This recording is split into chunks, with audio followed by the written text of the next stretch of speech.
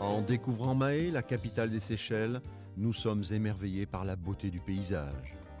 Qui n'a jamais rêvé, qui n'a jamais imaginé se retrouver sur la plage de sable blanc, bercé par la brise, au milieu des cocotiers et des roches granitiques qui constituent le décor. La température aussi est idéale, environ 30 degrés, comme la température de l'eau.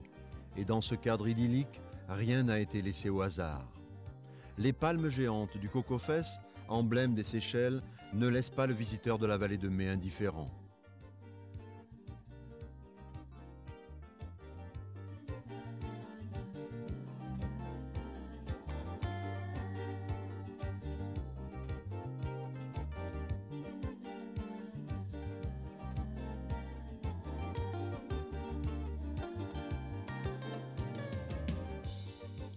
Dans cette végétation abondante, où se mêlent bougainvilliers, gardénias, frangipaniers, hibiscus, orchidées, les essences multiples interpellent nos sens olfactifs.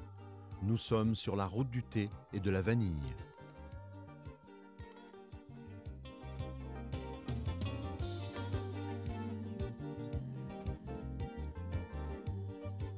Un petit tour dans les îles granitiques, Curieuse, Marianne, Cousin, Silhouette, Grande Sœur, Félicité, La Digue, Pralin, Frégate, autant de compliments pour les joyaux de l'océan Indien, ces îlots qui font rêver. Lorsque les continents se séparent il y a 220 millions d'années, les plaques tectoniques se brisent en de multiples îlots et forment l'archipel des Seychelles. Situé au centre-ouest de l'océan Indien, un peu au-dessous de l'équateur, ces îles granitiques sont abritées par le continent africain. C'est la zone de l'océan Indien la plus sûre du monde. Ici, les cyclones n'ont jamais affecté la nature. C'est le paradis des navigateurs, la destination idéale pour les amateurs de plongée sous-marine. Mais nous ne sommes pas venus dans la capitale séchelloise pour raisons touristiques. Demain, nous avons rendez-vous au ministère de l'Environnement pour parler protection de la nature et plus précisément de tortues.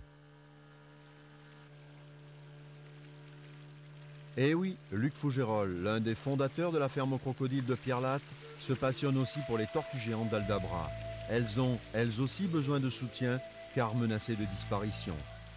Direction l'île de Curieuse, où est installé le Marine Park Authority. Premier contact avec la tortue géante de l'espèce Dipsochelis elephantina. Dans ce centre d'élevage, les scientifiques élèvent et étudient le comportement de l'espèce. C'est aussi un lieu de visite pour sensibiliser le public sur ce reptile.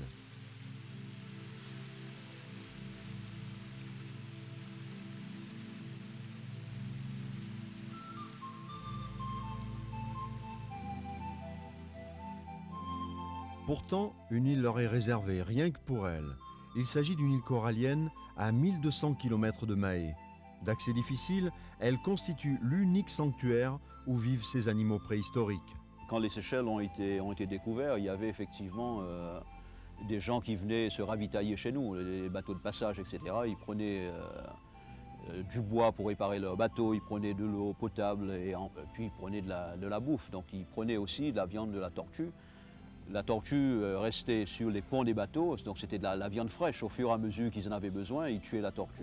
Donc ça, c'était un peu une exploitation commerciale qui a eu lieu un peu à l'époque. Alors aux Seychelles, les petites tortues géantes de terre comme ça, c'est normalement offert à la naissance d'un bébé. Et la famille doit donc garder et nourrir la tortue. Et la tortue se fait tuer au mariage de la fille ou du garçon. Et c'est le foie, après, qui est cuisiné en gratin. Et donc c'est utilisé pour faire un grand festin le jour du mariage. Mais la tortue géante est protégée. On a à peu près 2600 à Mahé. Et le reste vit à l'état sauvage à Aldabra, où il y en a plus de 150 000 tortues. Par exemple, à Aldabra, sur la plus grande île à Grande Terre, où il n'y a pas beaucoup d'herbe à brouter, les tortues de 75-80 ans sont de cette même taille. Hein. D'accord. Dans des conditions très très favorables, elles grossissent beaucoup plus. Exactement, voilà. Mais c'est un omnivore, hein. Ouais. C'est un omnivore. Ça mange de la viande, ça mange du poisson. Voilà, donc ça peut être carnivore. Enfin carnivore, c'est un grand mot, mais ça peut se rabattre éventuellement sur... Oui, c'est ça. Quand le personnel nettoie le poisson, donc le détritus du poisson et tout ça, le gosier, les tripes de Ouais, poisson, ouais. et puis Elle mange ça quand elle même. mange tout, ouais, elle mange tout. Et alors, on peut distinguer le mâle et la femelle Assez facilement. assez facilement. Vous voyez, D'accord. la femelle, elle, Elle est c'est relativement plutôt plate, vous D'accord. voyez, avec la queue qui est La beaucoup queue qui est plus, beaucoup plus courte. voilà, c'est plus ça courte, voilà, c'est ça. Le cloaque ici. Voilà. Tandis que le mâle, le plastron, il est effectivement Renflé. voilà, avec une Incurvé, queue, quoi. voilà. Avec une queue beaucoup plus longue. Voilà, c'est ça. Très bien. On va pas la déranger plus. On lui fait un coup de main. C'est assez adroit quand même en fait. Hein. Donc c'est une grosse carapace. Et vous savez aussi que la femelle, une fois qu'elle a accouplé correctement, elle peut garder le sperme du mâle Ouais. pendant un minimum de 2 ans. Donc elle se réfertilise au moins 4 fois. Les tentatives d'accouplement sont acrobatiques et bruyantes. Peu d'entre elles sont couronnées de succès.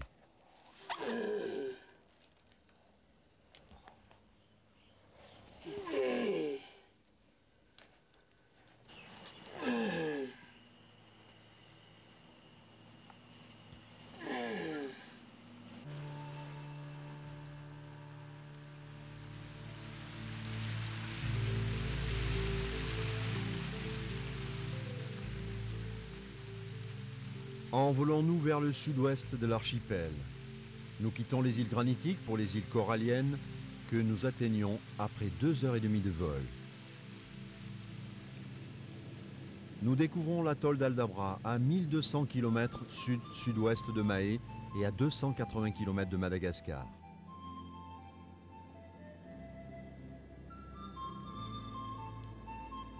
Le petit avion nous dépose sur l'île d'Assomption, habité seulement par une dizaine de personnes chargées des liaisons avec l'atoll d'Aldabra, c'est sa base arrière. Sur cette île, jadis, on exploitait le guano. Le commerce cesse dans les années 60.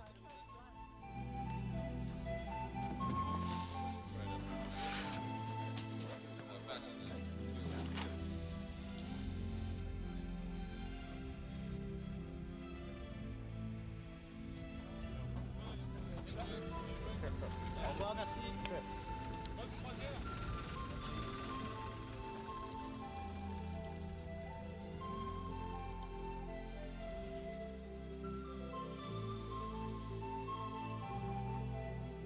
Nous embarquons à bord de l'Indian Ocean Explorer, un bateau armé pour la plongée sous-marine et qui, selon les circonstances, fait office de ravitailleur. Les liaisons avec la capitale ne sont effectives que tous les 2 mois. Aussi, à chaque mouvement de navire, c'est l'occasion d'approvisionner. 50 km nous séparent de l'atoll.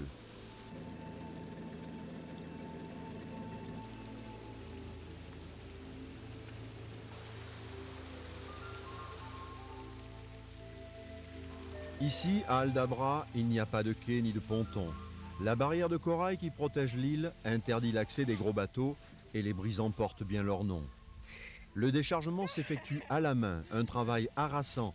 Toute l'équipe de Guy Esparan participe à cette corvée dans la liesse des grands jours. En même temps que les vivres, le courrier des familles arrive enfin.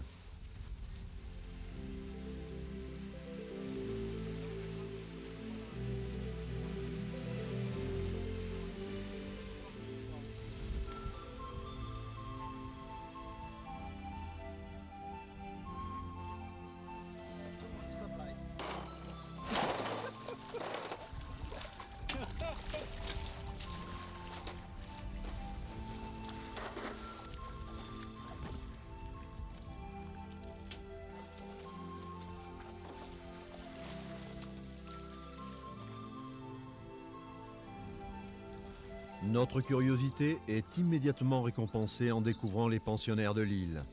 300 kilos ou 100 grammes, le premier contact sur Picard est époustouflant.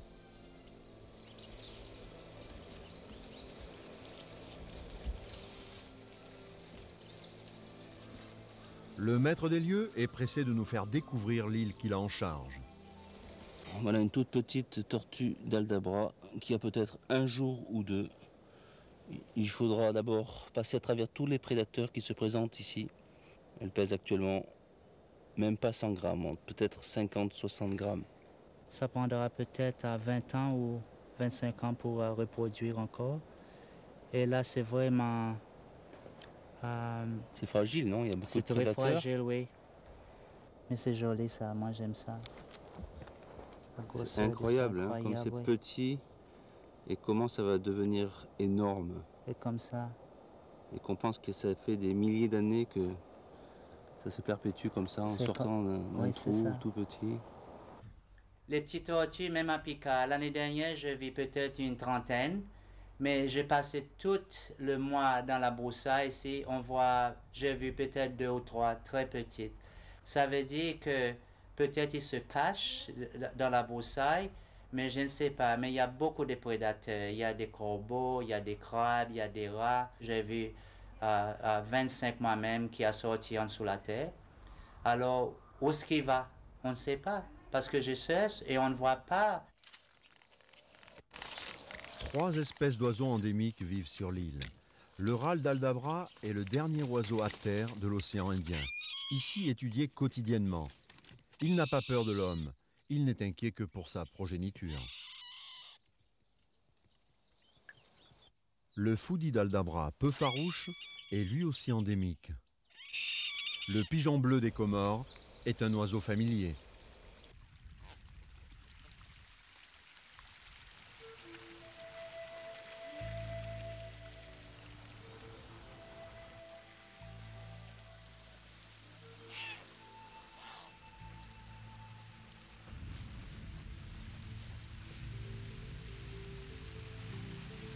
En contournant les brisants, nous nous engageons dans la passe du lagon pour pénétrer dans la mangrove. À chaque marée, ce sont des centaines de millions de mètres cubes d'eau qui vont envahir le lagon, noyant toute la végétation, favorisant ainsi le développement des palétuviers géants qui abritent le temps de la marée, une densité de poissons et tortues à peine croyable. Les racines sont venues comme ça, oui. Ouais. C'est pour cela que j'ai envie de mettre le plateforme ici pour que les gens voient. Allez, keep going, ouais. Et comme ça, on peut marcher dans la forêt comme ça.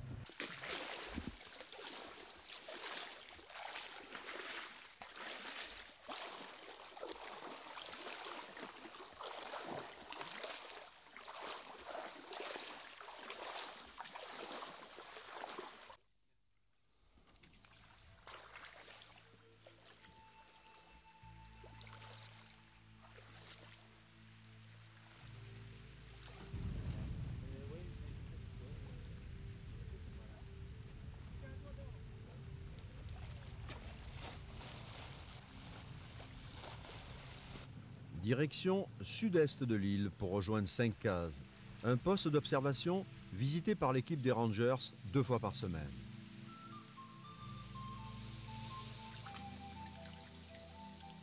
L'accès est des plus périlleux. On fait ce qu'on peut là parce que la mer est grosse.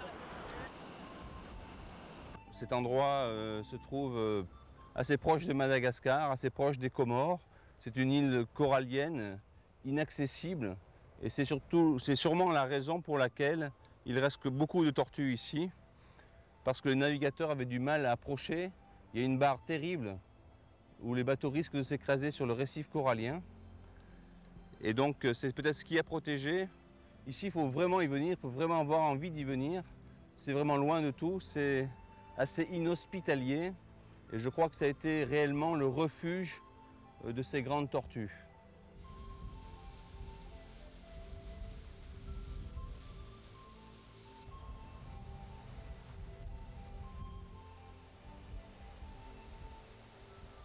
C'est un univers complètement insolite. On a l'impression de marcher sur la Lune, et sur la Lune en plus avec des tortues. C'est une île qui est faite de corail. Très très étonnant de voir ces tortues éparpillées. Elles restent la plupart du temps, quand le soleil est très fort, à l'ombre, sous les guétardas ici. Maintenant, elles commencent à sortir pour aller paître sur ces rares herbes, très sèches actuellement. Et ce qui est étonnant, c'est que ces tortues sont toutes petites. On pouvait imaginer avant de venir ici qu'on trouve de vraiment très grosses tortues. Et en fait l'explication c'est d'une part qu'elles sont très nombreuses sur ces endroits-là et d'autre part qu'il n'y a rien à manger. On dit qu'il y en a plus de 100 000 sur Aldabra, c'est-à-dire sur les 4 grandes îles. Ouais, et sur cette partie-là, 5 cases, donc on a les tortues les plus petites. Voilà, les plus petites. À Malabar, elles font 20% de plus, à 40% de plus. Ici, c'est les plus petites. Pourquoi? Parce que le biotope est le plus sec, là, le plus pauvre. Par contre, elles ne sont pas très craintives. Elles ne sont pas craintives, c'est assez amusant. Hein. On a l'impression qu'elles pourraient venir vers nous comme ça, même elle a tendance à venir. Hein. Soulever, là. On va voir, deux fois, voilà. Tu vois, Ah ouais, en étonnant. écratant sur les cuisses arrière, voilà. Elle prend la posture d'insolation un petit peu, en fait. C'est curieux hein, de voir un animal qui en fait est un réel animal sauvage. Et même si c'est une tortue et que tout le monde aime bien les tortues, on peut imaginer quand même qu'elle soit plus agressive que ça ou plus... Elle dit donc elle a l'air d'y prendre du plaisir. Oui, tout à fait. Elles ne vivent que du peu d'eau qu'il y a dans les herbes là, sèches qu'elles mangent. C'est assez incroyable, c'est assez incroyable. C'est pour ça que c'est un cas unique ici, un cas unique de survie animale d'un reptile. Et c'est ça que c'est là où c'est intéressant cet endroit-là. Elles viennent se mettre à l'ombre, même sous ces bois. Ils sont tellement blancs, on a l'impression qu'ils sont peints. La tortue, qui vit plus vieille qu'un éléphant, elle a une mémoire peut-être plus longue. Et elle a 230 millions d'années, alors que l'éléphant n'en a que 60. Hein. Il y a 13 000 ans, il est probable que ce sont des ancêtres qui sont arrivés du continent africain en nageant carrément. En nageant. Ouais. Et pourtant, ce ne sont pas du tout des tortues de mer. Non, mais il arrive ici que des tortues tombent dans l'eau à partir du corail et on les voit faire 3 km dans la mer. Elles nagent fort bien. D'accord, elles nagent bien. Oui, oui, tout à fait.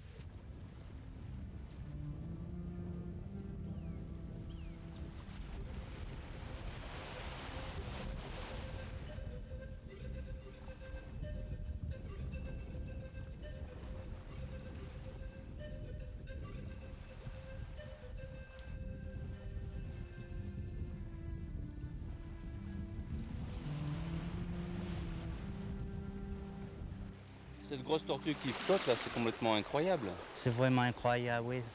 Je crois que c'est comme ça qu'ils sont arrivés de Madagascar des années passées. Par la mer. Par la mer, oui. Et on n'imagine jamais qu'elle flotte presque comme une noix de coco. Oui. Donc elles sont arrivées à résister pendant un mois ou plusieurs mois comme ça dans l'eau en fait. C'est ça. Parce qu'il y a le courant et c'est très loin d'ici de Madagascar. En rejoignant Middle Camp, notre regard est attiré par une masse sombre au large. C'est une tortue terrestre qui dérive. Nous décidons de la ramener sur la terre ferme afin de lui épargner une dépense d'énergie démesurée.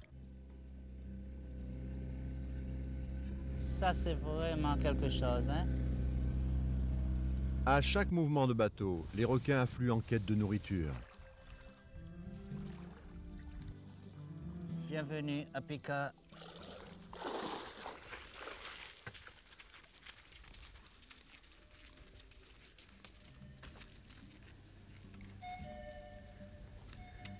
What's floating up there? Paye le bateau.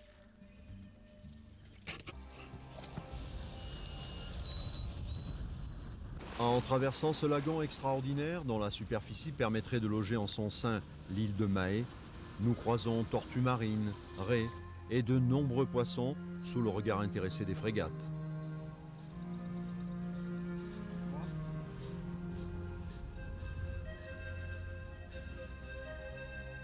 Parfois, sur des récifs tourmentés, la roche fossilisée imperméable forme un bassin. C'est un abreuvoir idéal pour les tortues. Sur Aldabra, l'eau de pluie est rare. Cette espèce a développé la faculté de pouvoir aspirer l'eau par les narines. Le nom de cette tortue, Dipsochelis, vient de cette particularité.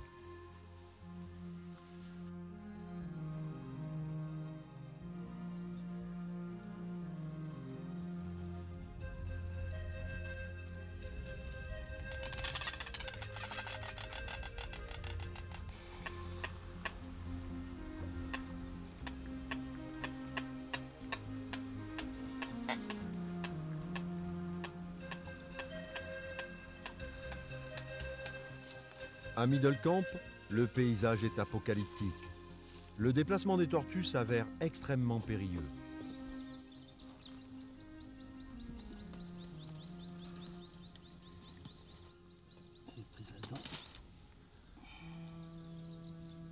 Franchement, c'est incroyable de vivre là-dedans. Hein.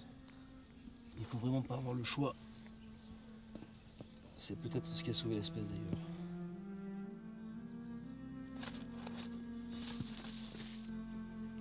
Petite ou grande, le déplacement de la tortue qui occupe à la recherche de nourriture la majeure partie de son temps n'est pas un luxe.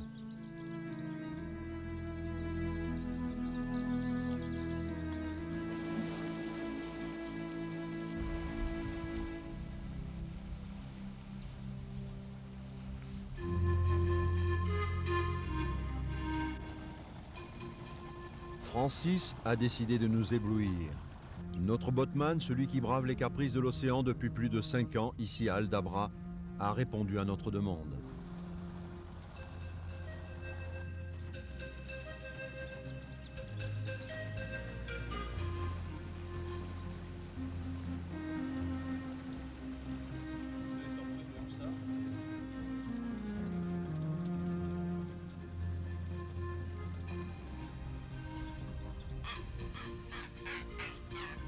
Au-dessus de cet aquarium géant, les frégates nichent par milliers.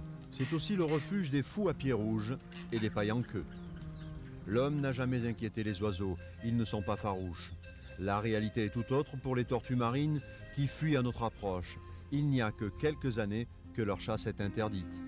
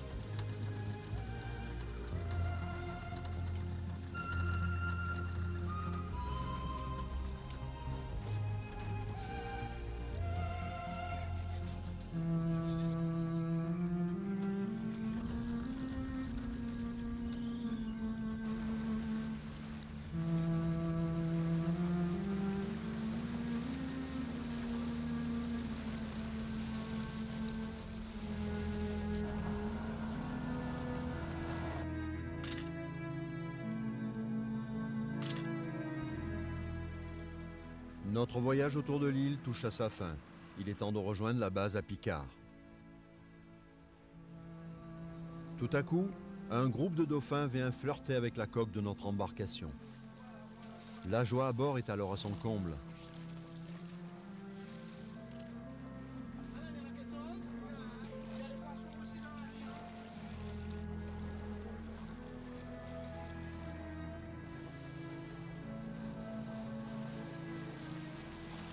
Puis ils disparaissent après quelques minutes comme ils sont arrivés.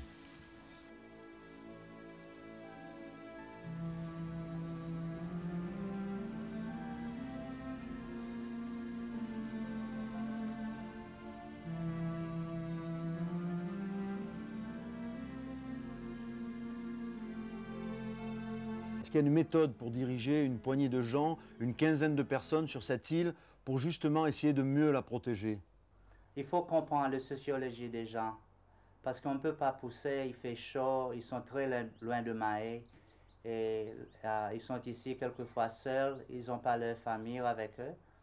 Et pour moi, comme le patron d'ici, alors il faut que je devienne père, mère, frère, sœur et tout, et qu'on respecte que ici, il faut bouger comme les tortues, autrement, ça ne marche pas.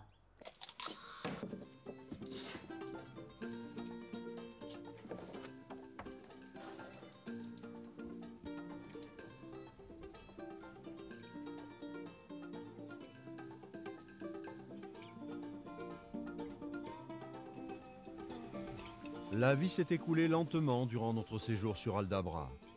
Cette île fossile abrite aujourd'hui la plus importante population de tortues au monde avec une biomasse de 21 tonnes au kilomètre carré.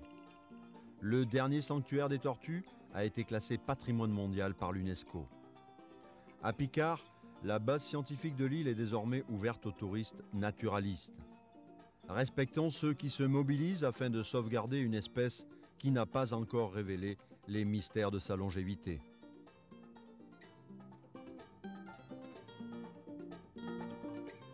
La tortue d'Aldabra, vieille de 230 millions d'années, vaut bien de la part des hommes qui vivent proches de la nature sauvage qu'ils s'intéressent à elle et participent à sa survie.